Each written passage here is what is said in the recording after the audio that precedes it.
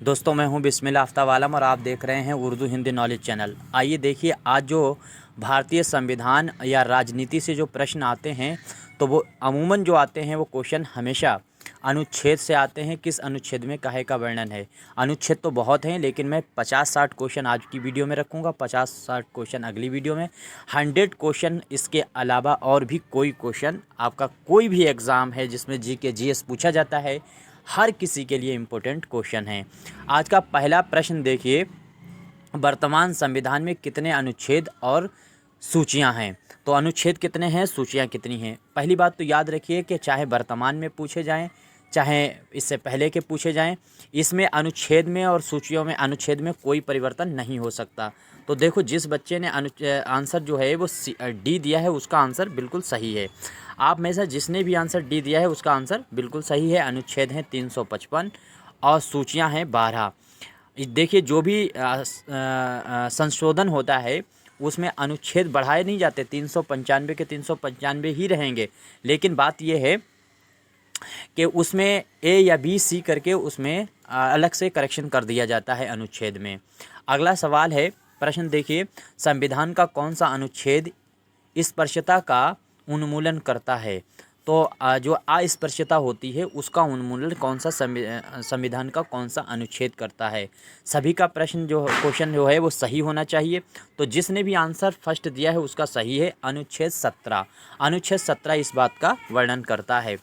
अगला प्रश्न देखिए, प्रश्न है, उपराष्ट्रपति का पद प्रावधान संविधान के किस अनुच्छेद में है। तो किस अनुच्छेद में उपराष्ट्रपति के पद का वर्णन किया गया है। तो उम्मीद करता हूँ सभी के क्वेश्चन आंसर सही हो रहे होंगे। इसमें जिसने भी आंसर, जिस भी बच्चे ने आंसर डी दिया है उसका बिल्कुल सही है आंसर अनुच्छेद 63। याद रखिए, उपराष्ट्रपति का पद जो होता है वो अनुच्छेद 63 के तहत भारतीय संविधान में वर्णित है। अगला प्रश्न है और वेरी वेरी इंपॉर्टेंट है। अगर आप किसी भी एग्ज़ाम की तैयारी कर रहे हैं, ख़ास तौर से जो एससी के जो है जीडी का आप एग्ज़ाम तैयारी कर रहे हैं, या असिस्टेंट प्रोफेसर का एग्ज़ाम की तैयारी कर रहे हैं, रेलवे के ग्रुप डी हो चाहे कोई भी ग्रुप हो उसकी आप तैयारी कर रहे हैं, तो उनके सभी के लिए ये बहुत इंपॉर्टेंट होते हैं। तो अनुसूचित जातियों और अनुसूचित जनजातियों के लिए राष्ट्रीय आयोग गठित करने का प्रावधान किस अनुच्छेद में है। चारों ऑप्शन आपके सामने हैं। मैं बहुत जल्दी नहीं करूँगा क्योंकि क्वेश्चन जो हैं वो आपको जवाब भी देना है। तो जवाब देते रहिए, उसके बाद मैं आपके सामने रखता चलूँगा। देखो, जिस बच्चे ने आंसर सी दिया है उसका सही है। अनुच्छेद 338 और अनुच्छेद 338 ए जो कैपिटल होता है, इसका मतलब इसमें संशोधन किया गया अनुच्छेद में। तो इन दोनों में इस बात का वर्णन किया गया है। ये दोनों दिए जा सकते हैं, आपको याद रखना होगा। अगला है प्रश्न कि लोकसभा की संरचना के बारे में अनुच्छेद बताया गया है। तो किस अनुच्छेद में लोकसभा की संरचना के बारे में बताया गया है। देखिए, अगर इनको क्रम से आप याद रख करेंगे, जैसे संसद है वो 79 में है, 80 में राज्यसभा है, 81 में लोकसभा है, इस तरह से याद तो किया जा सकता है। लेकिन आप अगर ऑब्जेक्टिव के तौर से पढ़ रहे हैं तो आपको जल्दी याद हो जाएगा। अगर क्रम से 80, 81, 82, 83 ऐसे अनुच्छेद याद करेंगे, पहली बात तो अनुच्छेद बहुत हैं, दूसरी चीज़ वो सभी पूछे नहीं जाते हैं, तीसरी बात यह है कि वो आपको याद भी नहीं रहेंगे। आपको याद सिर्फ रह सकते हैं वो इसी तरह से कि आप उनका प्रैक्टिस सेट लगाएं। तो इसमें जिस बच्चे ने बी आंसर दिया है उसका आंसर बिल्कुल सही है। अनुच्छेद 81 आपको याद रखना, लोकसभा, राज्यसभा 80 में है, ये आपको याद ही रहेगा। संविधान में ग्राम पंचायत की स्थापना कब प्रावधान किस अनुच्छेद में किया गया है। यहाँ पे कब नहीं होना चाहिए, ये गलत हो गया है, ये चीज़ यहाँ पे गलत है, यहाँ पे होना चाहिए का। तो संविधान में ग्राम पंचायत की स्थापना का प्रावधान किस अनुच्छेद में किया गया है। तो जल्दी जल्दी जवाब देने की फटाफट कोशिश कीजिए। देखिए, इस तरह के क्वेश्चन जो हैं भारतीय संविधान में, ऐसा कोई एग्ज़ाम नहीं जो इससे 2-3 क्वेश्चन पूछे ना जाएं। तो ये आपको 2 बार वीडियो देखेंगे, 2 वीडियो आएंगे, बस इसके अलावा आप कुछ भी राजनीति में संविधान से रिलेटेड और नहीं पूछा जाएगा, बस इतना ही काफ़ी है और इससे ज़्यादा नहीं पूछेंगे। ये आप बिल्कुल गांठ बांध लीजिए। तो इसमें आपका संविधान जो क्वेश्चन का आंसर है वो होगा अनुच्छेद 40। आंसर जिसने भी डी दिया है, जिस बच्चे ने, उसका बिल्कुल सही है। अनुच्छेद डी जो है आंसर जो है वो डी आपका सही होगा, अनुच्छेद 40। अगला प्रश्न है, दिल्ली से संबंधित विशेष उपबंधन का वर्णन किस अनुच्छेद में है? तो दिल्ली से संबंधित। तो उम्मीद करता हूँ ये सभी का आंसर सही हुआ होगा और फटाफट जवाब देने की कोशिश कीजिए। तो इसमें आपका आंसर क्या सही होगा? जिसने भी आंसर फर्स्ट दिया है उसका आंसर बिल्कुल सही है। आपका आंसर जिसने भी फर्स्ट दिया है अनुच्छेद 239 ए, इसमें इसका वर्णन किया गया है। काहे का? दिल्ली के विशेष अधिकार का। अगला प्रश्न देखिए, प्रश्न है संसद की राज्यसभा के बारे में अनुच्छेद वर्णन है। तो संसद की राज्यसभा के बारे में अनुच्छेद में वर्णन है। तो राज्यसभा मैंने अभी क्या बात की थी, तो आपको याद ही होगा, ये बहुत आसान सा सवाल हो गया होगा। अनुच्छेद 80। तो 79 जो है वो संसद है, राज्यसभा 80 है और 81 जो है वो लोकसभा है। इस तरह से आपको याद रखना है। संसद के गठन का प्रावधान किस अनुच्छेद में किया गया है? संसद के गठन का प्रावधान याद रखिएगा, संसद के गठन। तो अभी मैंने जो बात की है बस बिल्कुल वही आपका आंसर सही है, अनुच्छेद 79। यानी जिसने भी आर्टिकल 79 दिया है उसका बिल्कुल सही है, सी आंसर सही है। अगला सवाल है, नई अखिल भारतीय सेवाओं का प्रावधान भारत के संविधान के किस अनुच्छेद में है? तो नई अखिल भारतीय जो सेवाएं हैं उनका बताना है आपको। फटाफट जवाब देने की कोशिश कीजिए और देखिए बहुत जल्दी मैं पूरे प्रैक्टिस सेट मैं आपके सामने रख दूंगा। ज़्यादा टाइम नहीं लूँगा, मैं ज़्यादा बोलना पसंद नहीं करता, सीधे काम की बात, और आपको फटाफट आंसर देने हैं, फटाफट जवाब देने हैं और आपको याद रखना है। मैं इसलिए थोड़ा सा टाइम ले लेता हूँ 2-5 सेकेंड का, ताकि आप जवाब दे पाएँ। तो इसमें जिसने भी आंसर सी दिया है उसका आंसर सही है, अनुच्छेद 312। आपको याद रखना अनुच्छेद 312 में क्या है? तो अखिल भारतीय सेवाओं की बात की गई है। अगला सवाल है, सर्वोच्च न्यायालय यानी सुप्रीम कोर्ट का नागरिकों के मौलिक अधिकार की रक्षा करता है, तो किस अनुच्छेद के तहत ये रक्षा करता है? फटाफट जवाब दीजिए, जल्दी जवाब देने की कोशिश कीजिए। देखिए पहली बार अगर आप मेरे चैनल पे आए हैं तो चैनल को सब्सक्राइब करके जुड़ जाइए। इस तरह के टॉपिक वाइज आपके सामने वीडियो आते रहेंगे और सारे ऑब्जेक्टिव ही क्वेश्चन लाएंगे। असिस्टेंट प्रोफेसर की अगर आप तैयारी कर रहे हैं तो इसमें 3 सवाल आपसे आते हैं और हर बार आते हैं 3 सवाल, और फिर पर्यावरण के 3-4 सवाल आते हैं। तो सारे टॉपिकों को कवर करेंगे। इसमें क्या है, आपका जिसने भी डी आंसर दिया है उसका बिल्कुल आंसर सही है, अनुच्छेद 32। याद रखिए, सर्वोच्च न्यायालय के नागरिकों के मौलिक अधिकार के लिए रक्षा करता है। आगे देखिए, शिक्षा, संस्थान और प्रशासन और अल्पसंख्यक वर्गों का अधिकार किस अनुच्छेद में है? तो यह आपको क्या जवाब होगा? देखिए, शिक्षा, संस्थान और प्रशासन और अल्पसंख्यक जो हैं अल्पसंख्यक वर्ग है उसके अधिकारों की बात किस में की गई है? तो उम्मीद करता हूँ सभी का आंसर सही होना चाहिए। तो इसमें जिसने भी आंसर ए दिया है उसका आंसर सही है, यानी अनुच्छेद 30 आपको याद रखना है, इस बात के लिए वर्णन करता है अनुच्छेद 30। अगला प्रश्न देखिए, राष्ट्रीय पिछड़ा वर्ग आयोग गठन करने का प्रावधान किस अनुच्छेद में है? राष्ट्रीय, यहाँ से याद रखना है, राष्ट्रीय पिछड़ा वर्ग आयोग का गठन। जल्दी जल्दी जवाब देने की कोशिश कीजिए, फटाफट जवाब दे करके जवाब दीजिए। तो आंसर जिसने बी दिया है उसका सही है, 340। आर्टिकल 340 इस बात का वर्णन करता है पिछड़ा वर्ग के आयोग का। आगे देखिए, नियंत्रक एवं महालेखा परीक्षक की नियुक्ति अनुच्छेद में वर्णित है। देखिए, अगर यह जो है टीचर बनने की किसी भी तैयारी कर रहे हैं, DSSB में जो जनरल पेपर पूछा जाता है या असिस्टेंट, उसके लिए तो ये वेरी वेरी इंपॉर्टेंट है। अगर आपको महालेखा परीक्षक ही नहीं पता है, नियंत्रक नहीं पता है, वर्तमान में कौन है ये भी पता होना चाहिए, तो इसमें आपका आंसर क्या सही होगा? तो जिस बच्चे ने आंसर सी दिया है उसका तो बिल्कुल सही है, 148 अनुच्छेद 148 के तहत महालेखा परीक्षक और नियंत्रक जो होता है उसकी नियुक्ति की जाती है, वर्णन होता है अनुच्छेद में। आगे है, संघ की राजभाषा हिंदी और लिपि जो है वो देवनागरी होगी, ये बात किस अनुच्छेद में वर्णित है? तो भारत के संविधान में कुल मिलाकर के कितनी भाषाओं को उल्लिखित किया गया है? तो 22 भाषाओं को, ये भी आपको याद रखना है। तो संघ की राजभाषा हिंदी होगी तथा इसकी लिपि जो है वो देवनागरी होगी। क्या आंसर होगा? तो अनुच्छेद जिस बच्चे ने 343 दिया है उसका आंसर सही है, आंसर नंबर सी आपका सही है, बिल्कुल आंसर जिसने सी दिया है उसका सही है। अगला प्रश्न है कि भारत के राष्ट्रपति के बारे में संविधान के किस अनुच्छेद में वर्णन है? देखिए, राष्ट्रपति हैं, प्रधानमंत्री हैं, इनके तो अलग से भी अनुच्छेद आपको याद करने होंगे, उसमें भी बात कर लेंगे बाद में कि अब राष्ट्रपति के अनुच्छेद जो है वो जहाँ से शुरू होंगे 52 से लेकर के 60 तक, तो वो सब आपको अनुच्छेद याद रखना है, नियुक्ति किस में है, उसके अधिकार किस में है। लेकिन जब तक आपको यहाँ याद रखना है सिर्फ उसके जो राष्ट्रपति है उसका वर्णन किस में किया गया है। तो मैंने क्या कहा, 52 से शुरू होता है, तो आपका आंसर क्या होगा, बी। जिसने भी बी दिया है अनुच्छेद 52, उसका तो बिल्कुल आंसर सही है।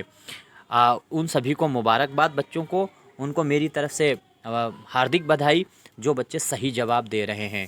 आगे देखिए, अवशिष्ट शक्तियाँ केंद्र के पास हैं, अवशिष्ट शक्तियाँ केंद्र के पास हैं, इसका वर्णन है। तो किस अनुच्छेद में इसका वर्णन किया गया, अवशिष्ट शक्तियाँ जो केंद्र के पास हैं उसका वर्णन आपको बताना है।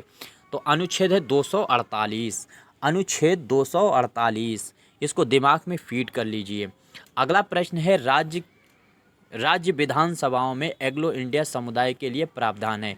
ये एग्लो इंडिया क्या होता है, राष्ट्रपति एग्लो इंडिया कितने चुनते हैं, तो 2।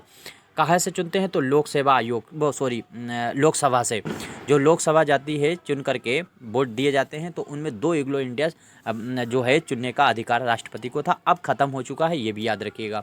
दूसरी चीज़ याद रखिएगा, इसी तरह से राज्यपाल जो है, जिस तरह से लोकसभा की वैल्यू है केंद्र सरकार में, केंद्र में संसद के अंदर, उसी तरह से विधानमंडल के अंदर विधानसभा की वैल्यू है। विधानसभा के कैंडिडेट 5 साल के लिए हैं, लोकसभा के कैंडिडेट भी 5 साल के लिए हैं, वहाँ राज्यसभा के कैंडिडेट 6 साल के लिए हैं, और राज्य की विधानमंडल के अंदर विधान परिषद के कैंडिडेट 6 साल के लिए होते हैं।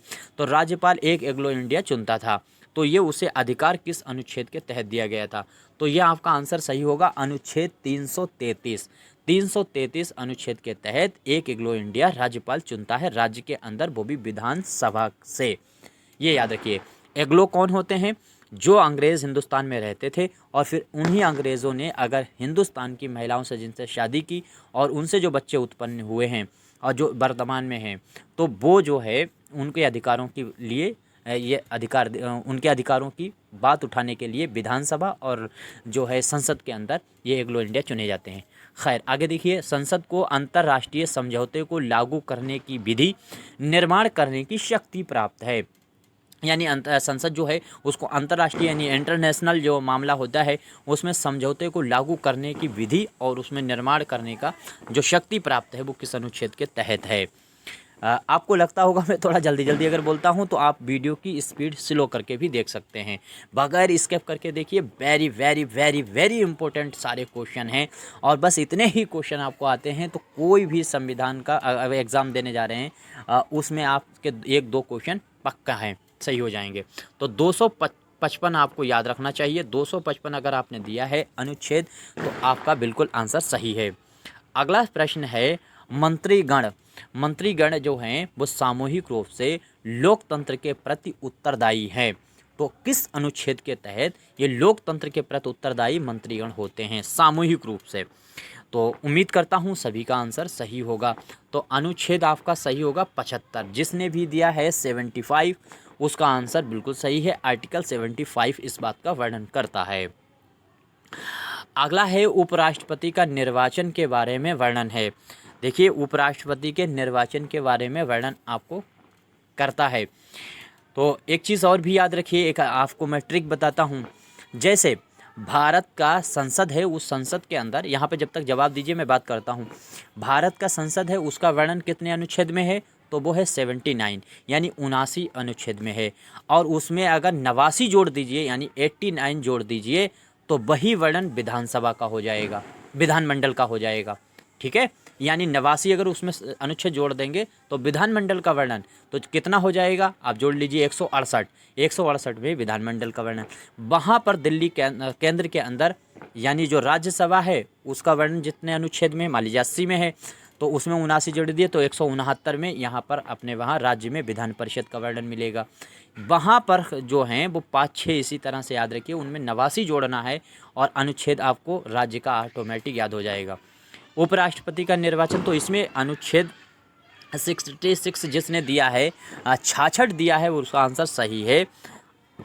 अगला प्रश्न देखिए कि निर्वाचन आयोग के लिए संविधान के किस अनुच्छेद में वर्णन है? तो किस अनुच्छेद में वर्णन है बताइए फटाफट। तो आंसर आपका सी सही होगा, अनुच्छेद 324। आपका आंसर कौन सा सही होगा? सी। 324 आपको याद रखना है। देखिए, राज्यपाल की नियुक्ति के बारे में संविधान के किस अनुच्छेद में वर्णन है? तो संविधान के किस अनुच्छेद में राज्यपाल की नियुक्ति का वर्णन है? उम्मीद करता हूँ सभी का आंसर सही हुआ होगा। तो इसमें क्या आंसर आपका सही होगा? फटाफट जवाब देने की कोशिश कीजिए। तो आपका सही होगा 155, अनुच्छेद 155 जिसने भी दिया है उसका आंसर बिल्कुल सही है। देखिए, बहुत मेहनत करके मैं आपके सामने क्वेश्चन लाया हूँ। उम्मीद कीजिए और मुझ पर विश्वास रखिए कि सारे क्वेश्चन आपके लिए वेरी इंपॉर्टेंट है। बगैर स्किप किए पूरी वीडियो देखिए। अगर अच्छे लगें क्वेश्चन उसके बाद आप इसको लाइक कीजिए, अगर नहीं अच्छे लगें तो डिसलाइक ज़रूर कीजिएगा। संसद को राज्य सूची के विषय में विधि बनाने की शक्ति प्रदान करता है। तो कौन सा आर्टिकल जो है, अनुच्छेद है, वो विधि बनाने की शक्ति प्रदान करता है संसद को राज्य सूची। अब 3 सूचियां हैं, राज्य सूची, संघ सूची और समवर्ती सूची। ये तीनों सूचियां आपको मालूम होनी चाहिए। तो इनके तीनों के विषय आप जरूर याद कर लीजिए, किस किस सूची में कितने विषय हैं। ये बाद में फिर कभी आर्टिकल के बाद बात करेंगे तब उसमें ये बताएंगे। तो बी आंसर अगर जिसने दिया है, यानी 249 आर्टिकल जो है वो इस बात का वर्णन करता है अनुच्छेद 249 के तहत। अगला सवाल है, लोकसभा एवं राज्यसभा के संयुक्त अधिवेशन के विषय में बताया गया है। तो राज्यसभा यानी अपर क्लास की जो सभा होती, वो राज्यसभा होती है, उसको जो है उच्च सदन कहते हैं, और लोकसभा को निम्न सदन कहते हैं। तो इन दोनों कोई सभाओं का जो संयुक्त रूप से अधिवेशन होता है उस विषय में अनुच्छेद आपको बताना है किसमें ये वर्णन किया गया है। तो आपका आंसर क्या सही होगा? आपका आंसर क्या सही होना चाहिए? 108 होगा आपका आंसर। आंसर अगर डी दिया है तो बिल्कुल सही है, अनुच्छेद होगा 108। यहाँ पे आंसर अनुच्छेद 108 क्या हो गया यार, अनुच्छेद 108 आपका डी आंसर सही है। अगला प्रश्न देखिए, राष्ट्रपति, भारत के राष्ट्रपति पर महाभियोग लगाया जा सकता है। वेरी वेरी इंपॉर्टेंट क्वेश्चन है। किसके लिए? DSSB वाले जो हैं उनके लिए बहुत वेरी इंपॉर्टेंट ये क्वेश्चन है। साथ ही साथ में ये मतलब हर किसी के लिए वेरी इंपॉर्टेंट है। जितना वेरी लगा सकते हैं उतना लगाइए। महाभियोग से क्वेश्चन बहुत पूछे जाते हैं। तो इसमें जो होता है महाभियोग लगता है अनुच्छेद 61, यानी जिस बच्चे ने फर्स्ट आंसर दे रखा है उसका आंसर बिल्कुल सही है, बिल्कुल उसका आंसर सही है, यानी फर्स्ट वाला आंसर आपका सही है। आगे देखिए, भारत पर बाहरी आक्रमण अथवा सशस्त्र विद्रोह अगर हो जाता है तो आपातकाल की घोषणा राष्ट्रपति के पास है। 3 स्थितियों में राष्ट्रपति घोषणा करता है। मैं नाम नहीं बताऊंगा क्योंकि वो तीनों आएंगे अनुच्छेद। तो इसमें आपको सिर्फ ये बताना है कि अब बाहरी आक्रमण के लिए जब राष्ट्रपति आपात की घोषणा करेगा तो वो कौन सा अनुच्छेद है। तो उम्मीद करता हूँ सभी का आंसर अब सही होना चाहिए। तो 352 अनुच्छेद जो है वो बिल्कुल सही है, बाहरी आक्रमण का वर्णन करता है। अगला प्रश्न है, संसद को संविधान में संशोधित की शक्ति प्राप्त है। तो संसद को संविधान में जो संशोधन करती है उसकी शक्ति किससे प्राप्त की गई है, किस अनुच्छेद के तहत प्राप्त है। तो उम्मीद करता हूँ सभी का आंसर सही होना चाहिए। फटाफट जवाब देने की कोशिश कीजिए। आपका आंसर सही होगा बी। जिसने भी दिया है बी आंसर उसका सही है। 368 आपको आर्टिकल नंबर याद रखना है। अगला सवाल है, भारत सरकार द्वारा भारत रत्न और पद्म विभूषण प्रदान किया जाता है। पिछली बार NTPC में 2 बार ये क्वेश्चन लगातार पूछा जा चुका है, और साथ ही साथ राजस्थान की जो RPSC ने एग्ज़ाम लिया था रीट का, उसमें भी इसको पूछा जा चुका है। तो ये आपको याद रहना चाहिए, वेरी इंपॉर्टेंट क्वेश्चन है। तो इसमें आंसर कौन सा आपका सही होगा? उम्मीद करता हूँ सभी का आंसर बिल्कुल सही होना चाहिए। अनुच्छेद 18 आपको याद रहना चाहिए। आंसर आपका जो है डी सही होगा। अगला सवाल है, राष्ट्रपति सर्वोच्च न्यायालय से परामर्श ले सकता है, इस बात का किस अनुच्छेद में वर्णन है, यह आपको बताना है। उम्मीद करता हूँ सभी के आंसर सही हो रहे होंगे। आंसर अगर जिसने भी फर्स्ट दिया है ए आंसर सही है, यानी 143 अनुच्छेद के तहत राष्ट्रपति परामर्श ले सकता है। किससे? तो सर्वोच्च न्यायालय के न्यायाधीश से। देखिए, मैं पूरी बात इसलिए डिटेल में कह देता हूँ, वो आपके दिमाग में फीड हो जाएगी, आपको याद ऐसे ही हो सकता है। फटाफट निशान लगा दें तो याद भी नहीं होगा, आपको गड़बड़ हो जाएगा। संसद के 2 अधिवेशनों के बीच, जो अधिवेशन होता है उन 2 अधिवेशनों के बीच में जो स्पेस रहता है 6 माह के अंतराल को, 6 माह के अंतराल को अनिवार्यता है। तो किस अनुच्छेद के तहत 6 माह के अंतराल की अनिवार्यता है, यह आपको बताना है। तो कौन सा आर्टिकल है, फटाफट जवाब देने की कोशिश कीजिए। तो आंसर आपका सही होगा सी, अनुच्छेद 85। अनुच्छेद 85 आपको याद रखना है। देखिए एनटीपीसी का भी एग्ज़ाम होने वाला है, अगर आपने फॉर्म नहीं डाला है तो डाल दीजिए। ग्रेजुएशन वाला, अगर ग्रेजुएशन है तो आप अलग से डाल सकते हैं, और अगर आप सिर्फ इंटर ही पास हैं तब भी आप डाल सकते हैं। और दोनों चीज़ें हैं, इंटर और ग्रेजुएशन दोनों, तो अलग अलग फॉर्म डाल करके 2 बार एग्ज़ाम को दे सकते हैं। डाल दीजिए, अगर एक ही डेट में नहीं होता है तो आपको मिल जाएगा देने को, और तैयारी पूरी तरह से करते रहिए। तो राज्य में विधि परिषद की स्थापना और समाप्ति का वर्णन है। तो राज्य में विधि परिषद जो है, विधि परिषद जो है की स्थापना और समाप्ति का वर्णन किस अनुच्छेद के तहत किया गया है। तो क्या होगा आंसर, आंसर आपका सही होगा 180, आर्टिकल 118 आपको याद रखना है, 80 याद रखना है, यानी 180 आपको अनुच्छेद याद रखना है। अगला प्रश्न है, राष्ट्रपति के निर्वाचन की पद्धति के बारे में बताया गया है। तो राष्ट्रपति के निर्वाचन की पद्धति के बारे में बताया गया है। फटाफट जवाब देने की कोशिश कीजिए।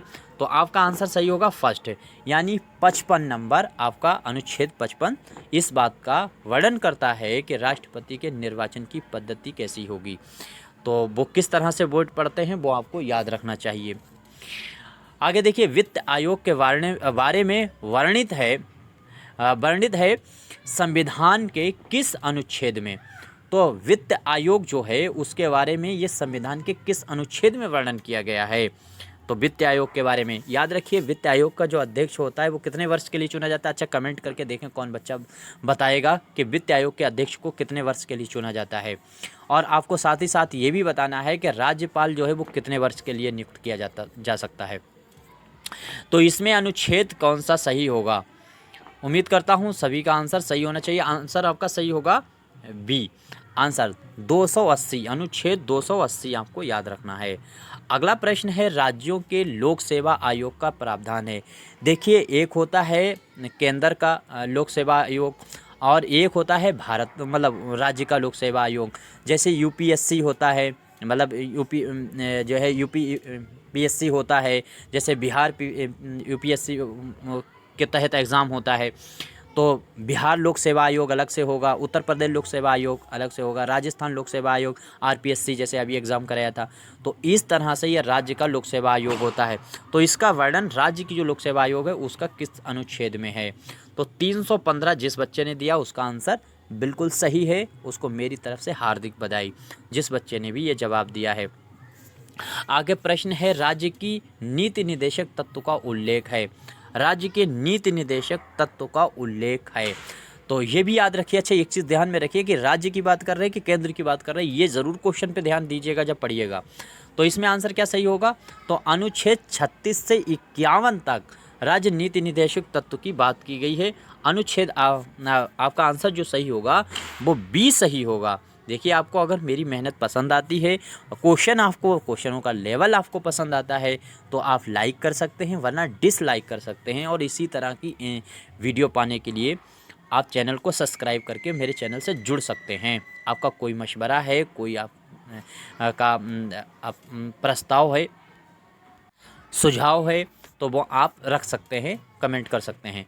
केंद्र सरकार राज्य सरकार को निर्देश दे सकता है। केंद्र सरकार राज्य सरकार को, सेंट्रल गवर्नमेंट स्टेट गवर्नमेंट को क्या है, ऑर्डर दे सकता है संविधान के किस अनुच्छेद के तहत। तो उम्मीद करता हूँ बहुत इंपॉर्टेंट क्वेश्चन है, सच बताइए, कसम से सच बता रहा हूँ, ये एक क्वेश्चन बहुत इंपॉर्टेंट है। ये तो बच्चे जो एग्ज़ाम देते हैं वो खुद ही देख सकते हैं। अगर आपने प्रैक्टिस लगाई है, चाहे एनटीपीसी का हो, चाहे असिस्टेंट प्रोफेसर का हो, चाहे रीट का एग्ज़ाम हो, जिनमें जनरल पेपर जीके जीएस पूछा जाता है, उसमें लगाया तो यह तो क्वेश्चन आपकी नज़र से घूमे ही होंगे। तो इसमें आंसर आपका कौन सा सही होगा, अनुच्छेद 256 जिस बच्चे ने जवाब दिया उसका आंसर सही है, बी आंसर इसमें सही होगा। वित्त आयोग के गठन का प्रावधान है। तो वित्त आयोग के गठन का प्रावधान किस अनुच्छेद के 280 के तहत है, यह आपको दिमाग में बैठा लेना चाहिए। अगला प्रश्न देखिए, प्रश्न है, भारत के राष्ट्रपति को अध्यादेश जारी करने की शक्ति देता है। मतलब कौन सा जो है अनुच्छेद वो अध्यादेश राष्ट्रपति को जारी करने की शक्ति देता है। देखिए ये भी वेरी वेरी इंपॉर्टेंट क्वेश्चन है। मैं किस पे इम्पोर्टेंट लगाऊं किस पे ना लगाऊं, मैं खुद इस बात को सोचता हूं। आप अगर एग्ज़ाम की तैयारी करें तो मैं अपनी तरफ से क्या कहूं, सब बातें आपको मालूम ही है। इस तरह के क्वेश्चन लगातार पूछे जा रहे हैं, तो इसमें कौन सा आपका आंसर सही होगा, फटाफट आपको जवाब देना है। तो जिस बच्चे ने इसमें जवाब दिया है डी, उसका आंसर सही है 123, अनुच्छेद 123 दिमाग में बैठा लीजिए। धन विधेयक की परिभाषा के बारे में संविधान के किस अनुच्छेद में वर्णन है। धन विधेयक की परिभाषा के बारे में संविधान के किस अनुच्छेद में वर्णन है, फटाफट जवाब दीजिए। तो सभी बच्चे जवाब देने की कोशिश कीजिए, और देखिए जिस बच्चे का जवाब सही है उसको मेरी तरफ से हार्दिक बधाई। उम्मीद करता हूँ सभी का आंसर सही हुआ होगा। तो जिसने जवाब बी दिया है 110, उसका आंसर सही है अनुच्छेद 110। जिसने भी बताया है उसका सही है। अगला सवाल है, राष्ट्रपति लोकसभा को भंग कर सकता है किस अनुच्छेद के तहत। अब जल्दी जवाब देने की कोशिश कीजिए फटाफट। तो इसमें आपका आंसर सही होगा सी, अनुच्छेद 85, 85 आपका आंसर सही होगा। अगला प्रश्न है, उच्च न्यायालय को कुछ रीड यहाँ पे गलत लिख दिया है, ये होना चाहिए था रीड। तो उच्च न्यायालय को कुछ रीड जारी करने की शक्ति के बारे में बताया गया है। तो उच्च न्यायालय के रीड जारी करने की शक्ति किस अनुच्छेद के तहत प्राप्त है, बात ये समझिए। यहाँ पे टाइपिंग गड़बड़ हुई है, तो आपका आंसर सही होगा सी। जिस बच्चे ने आंसर सी दिया है 226, अनुच्छेद 226 आर्टिकल नंबर है। अगला सवाल है, कार्यपालिका से न्यायपालिका का पृथक्करण है। कार्यपालिका से न्यायपालिका का पृथक्करण है। तो जवाब देने की कोशिश कीजिए। देखिए DSSB का एग्ज़ाम कल है, और अगर उर्दू का कोई स्टूडेंट इसको देख रहा है तो ज़रूर गौर करके इसको देखिएगा। इसमें क्या आंसर आपका सही होगा, जवाब दीजिए बहरहाल। तो 50 जिसने दिया है अनुच्छेद 50 में, ये बात बिल्कुल सही है। ये आंसर जिसने दिया है उसका सही है। अगला प्रश्न है, राज्य में संवैधानिक तंत्र के असफल होने की स्थिति में राष्ट्रपति शासन लगाता है। देखिए अभी था बाहरी आक्रमण अगर होता है तो कौन सा अनुच्छेद था, तो जो उसमें अनुच्छेद था डी वाला, तो वहाँ पे तो डी था सही। अब क्या सही होगा, तो अब सही होगा, आपका आंसर सही होगा बी, 356 के तहत आज जो है राज्य में संवैधानिक तंत्र के असफल अगर है तो राष्ट्रपति शासन लगता है। ये लग भी चुका है, और बाहरी आक्रमण के तहत भी लग चुका था। एक जो है और तरह से वित्त आपात के तहत लगाया जाता है, आपातकालीन जो लगा दिया जाता है, राष्ट्रपति की तरफ से आपातकाल लगाया जाता है, तो वो अभी तक भारत पे नहीं लगा है वित्तीय। तो मौलिक अधिकार के अंतर्गत बच्चों के शोषण से संबंधित अनुच्छेद है, इसको नोट कीजिएगा फटाक से। तो कौन सा अनुच्छेद है, तो अनुच्छेद 24, अनुच्छेद 24 जिसने दिया है उसका सही है बिल्कुल। अगला सवाल है, वार्षिक वित्तीय विवरण के बारे में कौन सा अनुच्छेद है। तो वार्षिक वित्तीय विवरण के बारे में कौन सा अनुच्छेद है, कौन सा अनुच्छेद वर्णन करता है, तो वार्षिक वित्तीय विवरण के बारे में 112, अनुच्छेद 112 इसका वर्णन करता है। अगला प्रश्न है, उच्चतम न्यायालय की स्थापना और गठन के बारे में अनुच्छेद। उच्चतम न्यायालय यानी सर्वोच्च न्यायालय के बारे में बात की जा रही है। देखिए क्वेश्चनों में अगर जो क्वेश्चन गलत होता है ज़रूर बताइएगा, मैं आपका बेहद शुक्रगुजार रहूँगा। आपको फटाक से जवाब देना है इस क्वेश्चन का। तो इसमें आंसर आपका सही होगा डी, अनुच्छेद 124। अगला प्रश्न देखिए, राज्य शब्द और अन्य प्राधिकरण शब्द का जिक्र किस अनुच्छेद में किया गया है। तो किस अनुच्छेद में राज्य शब्द और अन्य प्राधिकरण शब्द, तो उम्मीद करता हूँ सभी का आंसर सही होगा, अनुच्छेद 12। जिसने भी अनुच्छेद 12 आर्टिकल 12 बताया है उसका सही है। अगला प्रश्न देखिए, प्रश्न है, अब इसका जवाब देना है, राज्य पर्यावरण की रक्षा और सुधार करने तथा देश के वनों और वन्य जीवों की रक्षा का प्रावधान है। यहाँ पे वनों गलत लिख दिया है, वन मतलब जो वन वृक्ष होते हैं उसके बारे में है, ये वन होना चाहिए। तो यह खैर याद रखिएगा। तो राज्य पर्यावरण की रक्षा और सुधार करने तथा देश के वन जो है वन विभाग है और वन्य जीवों की रक्षा का प्रावधान किस अनुच्छेद के तहत किया गया है। उम्मीद करता हूँ सभी का आंसर सही होना चाहिए और सही हुआ होगा। देखिए इसमें परिवर्तन करके इसको लाया गया था, संशोधन करके इसको शामिल किया गया था। तो आंसर आपका अनुच्छेद 48 ए होगा। अनुच्छेद 48 ए आपको याद रखना चाहिए। और अगला प्रश्न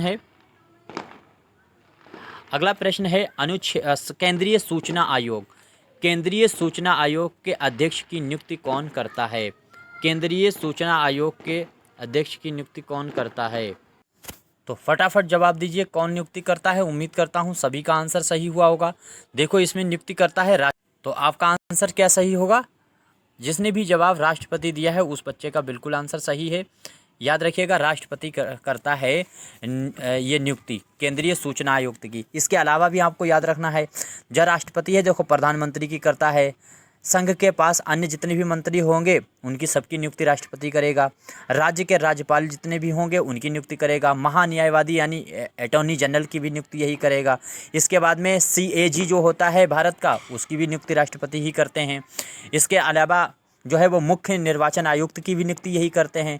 या फिर उच्च न्यायालय के जो न्यायाधीश होता है मुख्य न्यायाधीश उसकी नियुक्ति राष्ट्रपति करेंगे। उसकी परामर्श पे उच्च न्यायालय के जितने और भी न्यायाधीश होंगे सर्वोच्च न्यायालय के उनकी भी नियुक्ति करेंगे। इसी के साथ साथ में उच्च न्यायालय के भी न्यायाधीशों की नियुक्ति करते हैं राष्ट्रपति। ये भी आपको याद रखना होगा। साथ साथ में लोक सेवा आयोग जो संघ लोक सेवा आयोग है केंद्र सरकार में तो उसके भी जो अध्यक्ष होता है उसकी भी नियुक्ति राष्ट्रपति साहब ही करेंगे। यहाँ आपको बातें पता होनी चाहिए। उम्मीद करता हूँ ये सारी चीज़ें पता भी होंगी।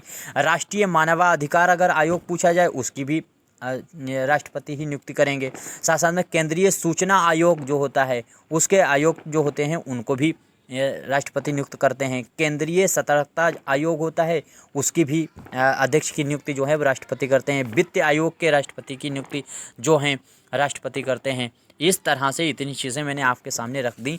कम से कम 50 तो क्वेश्चन प्रैक्टिस में कराए हैं। इसके अलावा भी और क्वेश्चनों की मैंने आपके सामने रखे हैं।